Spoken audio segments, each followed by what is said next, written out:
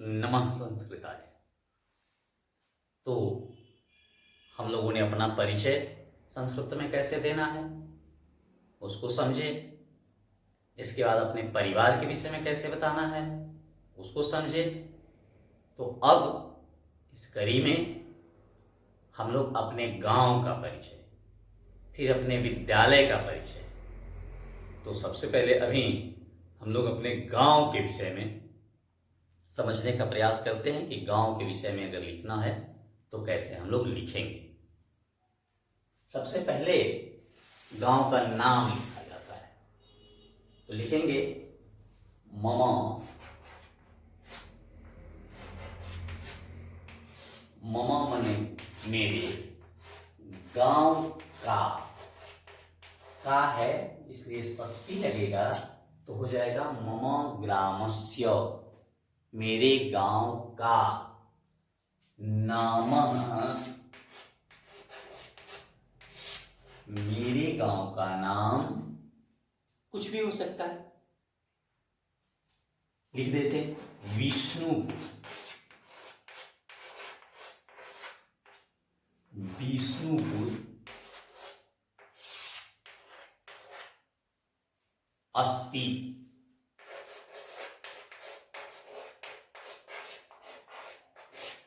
विष्णुपुर अस्ति, मेरे गांव का नाम विष्णुपुर है।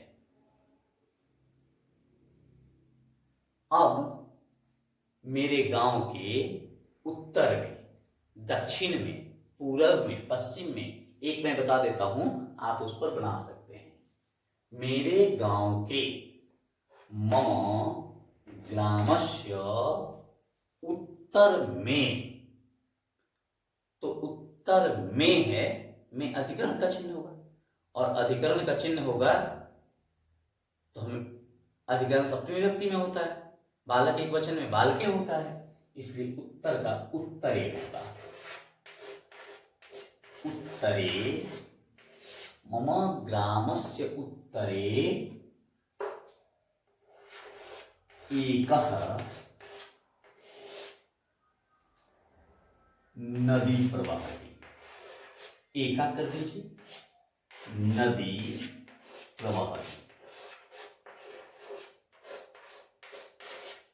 एक नदी बहती है। यहां कुछ भी लिख सकते हैं, कोई गांव है तो उसका भी नाम लिख सकते हैं। मम ग्रामस्य उत्तरे नारायणपुर ग्रामः अस्ति, राघोपुर ग्रामः अस्ति, अमनौर ग्रामः अस्ति, इत्यादि इत्यादि इत्यादि कुछ भी भर सकते हैं। तो अगर एक उत्तरे हो गया तो यहां दक्षिणी भी हो सकता है, मेरे गांव के दक्षिण में। पूर्वे भी हो सकता है, पूर्व में। पश्चिमे भी हो सकता है, पश्चिम में। पश्चिमी भी हो सकता है। तो अगर एक यह बना लेते हैं तो हम लोग लगता है कि 4 वाक्य 5 वाक्य इस पर बना सकते हैं। मम ग्रामस्य दक्षिणे एकः विशाल मंदिरः अस्ति, एक बहुत बड़ा मंदिर। एकः तडागः अस्ति, एक तालाब है। गंगा नदी प्रवहति, एकः राज्यमार्गम् अस्ति। लिख सकते हैं। तो ये बन जाएगा हमारा इससे 4। अब चलेंगे कि मेरे गांव में, मान लीजिए कि उत्तर दक्षिण पूर्व पश्चिम में तो हो गया। अब मेरे गांव में कुछ होगा, क्या क्या चीज है। तो मेरे गांव में मम ग्रामे, अब में है तो में है तो सप्तमी होगा। मम ग्रामे एकः विशाल मंदिरः, विशाल मंदिरम या देवालयम कुछ भी हो सकता है। अस्त, अस्त। अब एक वाक्य अगर हम इस पर सीख जाते हैं तो मम ग्रामे एकः विशाल मंदिरम अस्ति, मम ग्रामे एकः अब विशाल है, मंदिरम है, तो यहाँ हम लोग लिख सकते हैं एक प्राथमिक विद्यालय, प्राथमिक विद्यालय, मध्य विद्यालय, उच्च विद्यालय, महाविद्यालय, महाविद्यालय। इस पर बनाते जाएं, 10-20 अनुवाद बना सकते हैं। मम ग्रामे एक प्राथमिक विद्यालय अस्ति, मम ग्रामे मध्य विद्यालय अस्ति, मम ग्रामे उच्चतर माध्यमिक विद्यालय अस्ति, मम ग्रामे महाविद्यालय अस्ति। अगर है कॉलेज तो महाविद्यालय अस्ति। और भी कुछ है तो लिख सकते हैं। मम ग्रामे एक बृहत् उद्यानम अस्ति, बहुत बड़ा बगीचा है। मम ग्रामे क्रीड़ा मैदान अस्ति, क्रीड़ा क्षेत्र, खेल का मैदान। तो इस पर हम लोग 10-20 अनुवाद आसानी से बना सकते हैं। इसको बड़ा कर सकते हैं। अब आएगा कि मेरे गांव में, तो मम ग्रामे मेरे गांव में एक डॉक्टर साहब हैं। तो क्या करेंगे? एकः चिकित्सकः,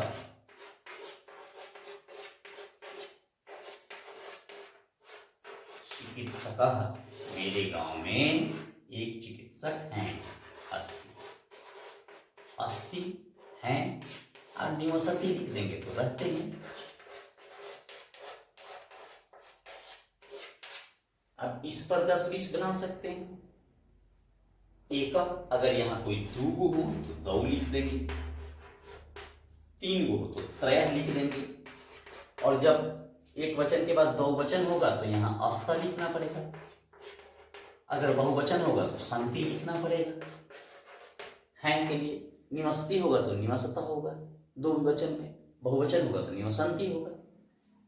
मम ग्रामे दौ त्रयः चिकित्सकाः सन्ति या निवसन्ति।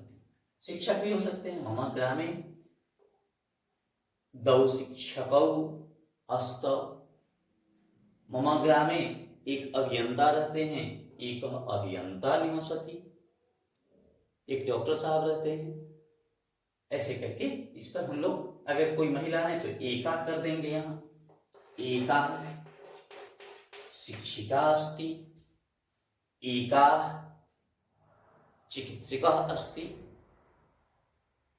तो अगर केवल एका कर देंगे हो जाएगा। यहां है तो द्वे कर देंगे, त्रय कर देंगे, तीसरा हो जाएगा। पुल्लिंग में त्रय होता है, स्त्रीलिंग में तीसरा होता है। उसी प्रकार से चतस्र हो जाएगा। 4 के लिए पुल्लिंग में चत्वारा होता है, स्त्रीलिंग में चतस्र होता है। तो हम लोग इसको बना सकते हैं। मेरे गांव में अधिकांश लोग किसान हैं, तो लिखेंगे मम ग्रामे अधिकांश जना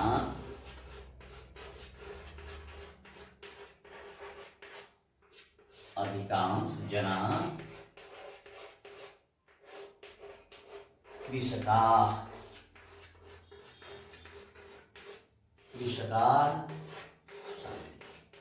अधिकांश लोग किसान। मेरे गांव में अधिकांश लोग किसान। केचन व्यवसायी न, अधिकांश हो गया तो केचन, केचन मैंने कुछ, व्यवसायी न,